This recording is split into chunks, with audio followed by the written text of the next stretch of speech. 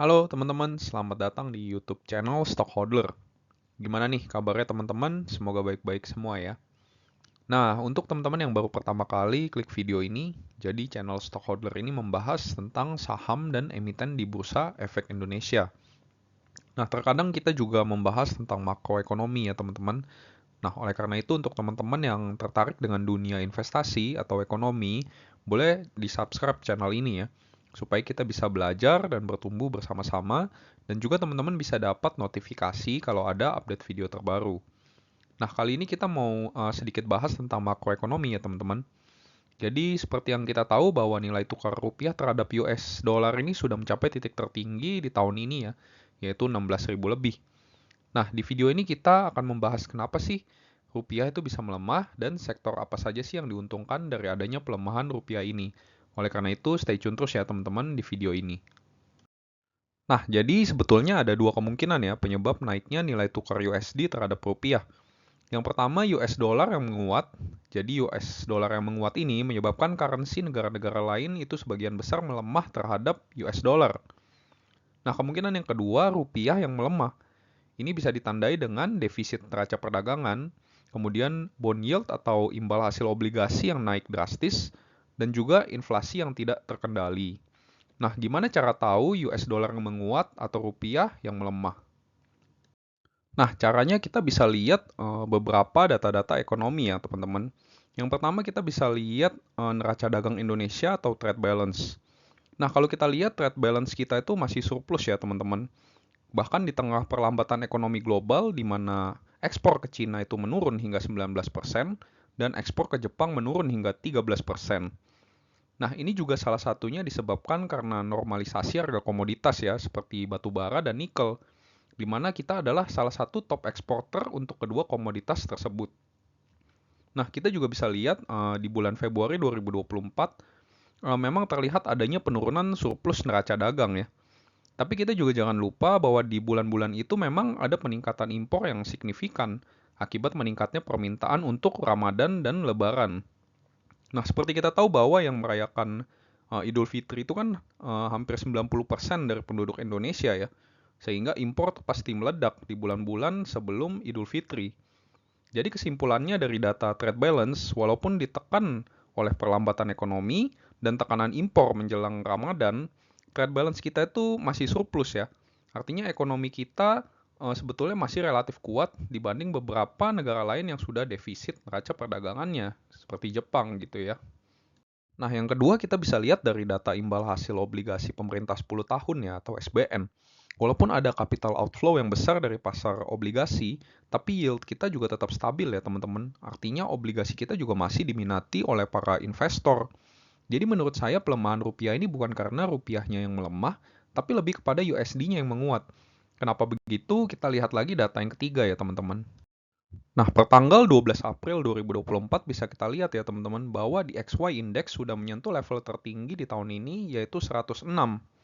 Jadi di XY Index itu adalah indeks yang digunakan untuk mengukur seberapa kuat sih US dollar terhadap mata uang negara-negara lain. Ini artinya apa? Artinya USD ini memang menguat bukan hanya terhadap rupiah saja, tapi juga terhadap mata uang lainnya ya teman-teman. Nah, salah satu yang paling parah juga akibat penguatan USD ini adalah Jepang ya. Yen anjlok terendah dalam 34 tahun bahkan. Nah, jadi pertanyaannya apa sih yang menyebabkan USD menguat terhadap negara-negara lain? Nah, penyebabnya ini ya teman-teman. Yang pertama adalah ketidakpastian central bank terkait kebijakan suku bunga. Dalam hal ini central bank adalah the Fed ya. Jadi para pelaku pasar ini merasa adanya ketidakpastian kapan suku bunga bisa dipangkas. Awalnya diprediksi bulan Maret, tapi kemudian ada uh, diundur lagi sampai Juli, kemudian ada yang bilang diundur lagi sampai September. Bahkan ada yang bilang tidak ada pemangkasan suku bunga di tahun ini ya. Nah, ditambah data inflasi yang memang di US itu nggak turun-turun ya teman-teman. Plus data tenaga kerja juga masih hot. Di bulan Maret sendiri inflasi naik 3,5% ya teman-teman. Pasar tenaga kerja juga ada penambahan 300.000 pekerjaan. Nah, data-data ekonomi ini membuat investor merasa bahwa The Fed akan menahan suku bunga lebih lama lagi. Yang tadinya forecast-nya Maret 2024, itu malah lebih buruk lagi tahun ini tidak ada pemangkasan suku bunga. Nah, ini yang menyebabkan capital outflow di mana USD masih dianggap safe haven bagi investor. Jadi dengan kata lain, banyak investor ini masih percaya dengan US dollar, apalagi yield-nya juga tinggi.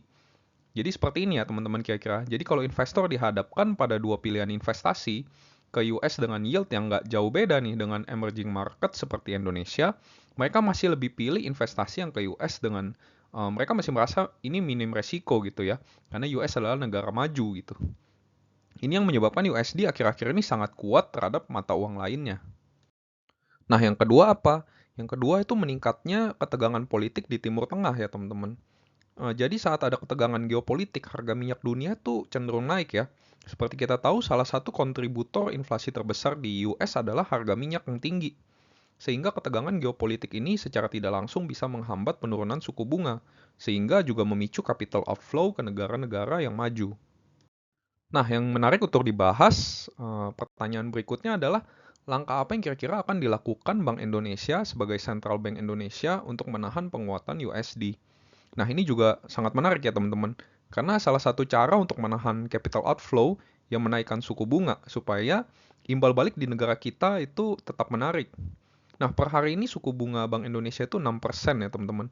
Artinya ada kemungkinan Bank Indonesia bisa menaikkan suku bunga hingga 0,25 basis point ya menjadi 6,25% untuk mendatangkan capital inflow, sehingga nilai rupiah kembali turun di bawah 16.000.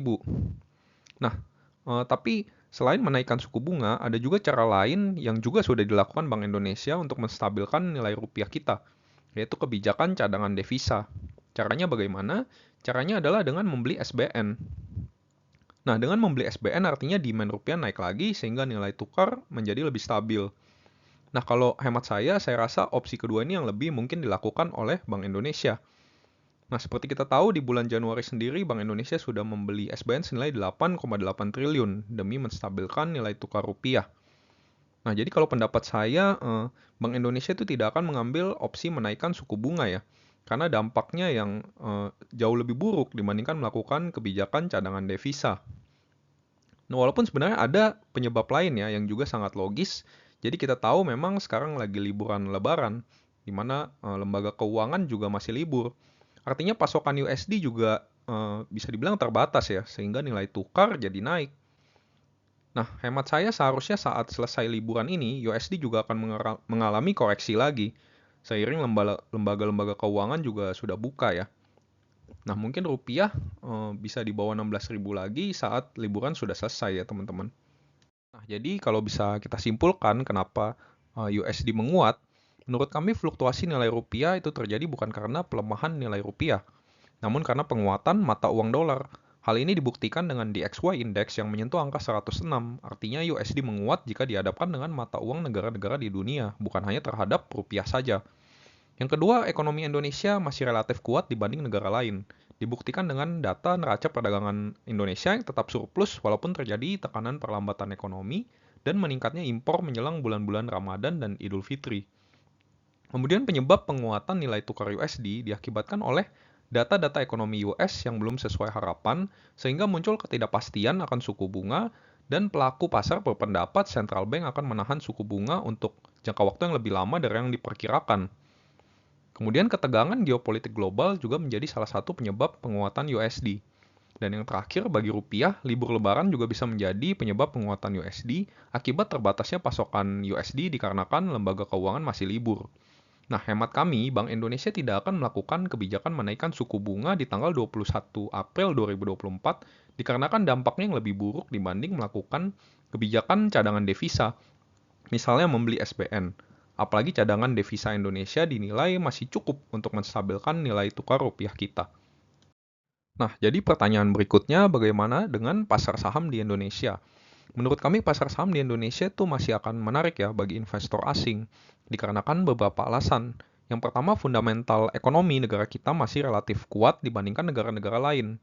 Kemudian inflasi di negara kita juga masih terkendali, serta politik pasca pilpres yang dinilai stabil dan berhasil. Nah, lalu kita beralih ke topik yang kedua, sektor dan emiten apa yang diuntungkan akibat penguatan US dollar. Nah, tentu saja ciri khas emiten yang diuntungkan dari penguatan US dollar adalah emiten yang mempunyai penjualan dalam mata uang dolar. atau eksporter ya teman-teman. Nah, yang pertama kita bisa lihat ada emiten kertas seperti INKP dan Tekim, di mana porsi penjualan ekspor mereka tuh hampir menyentuh angka 60%. Tentunya kedua emiten kertas ini akan mengalami keuntungan kurs ya teman-teman. Nah, yang kedua ada emiten pertambangan ya teman-teman. Nah, negara kita sebetulnya adalah pengekspor komoditas. Jadi secara umum hampir semua emiten yang berkaitan dengan komoditas akan diuntungkan dari penguatan USD. Namun ada beberapa emiten yang memang porsi penjualan ekspornya besar ya. Yang pertama di sektor batu bara misalnya ada Adaro Energi dengan posisi ekspor 75% dan ITMG dengan porsi penjualan ekspor 65%.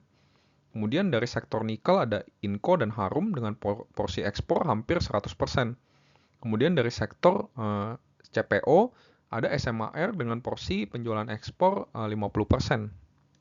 Nah, di sisi lain ada juga emiten-emiten yang bisa dirugikan oleh penguatan USD. Yang pertama adalah emiten yang bahan bakunya adalah impor. Nah, contohnya adalah S Hardware atau SSIS yang 80% produknya adalah impor. Yang kedua, tentu sektor farmasi ya teman-teman, di mana 90% bahan baku di sektor farmasi adalah impor. Kemudian ada juga emiten dengan hutang dalam bentuk USD yang tentu dirugikan oleh kenaikan kurs. Nah, dari consumer ada Indofood CBP ya, yang punya hutang 73%-nya dalam bentuk mata uang dolar. Kemudian rata-rata emiten di sektor properti juga mempunyai hutang dalam bentuk mata uang dolar. Nah, oke, jadi sekian aja video kali ini ya teman-teman. Nah, sebelumnya saya mau disclaimer juga bahwa video ini bukan ajakan membeli, menjual, atau hold suatu saham tertentu, melainkan hanya sharing analisa fundamental. Jadi segala keputusan investasi itu 100% ada di tangan teman-teman. Oke, thank you ya teman-teman sudah menonton video ini.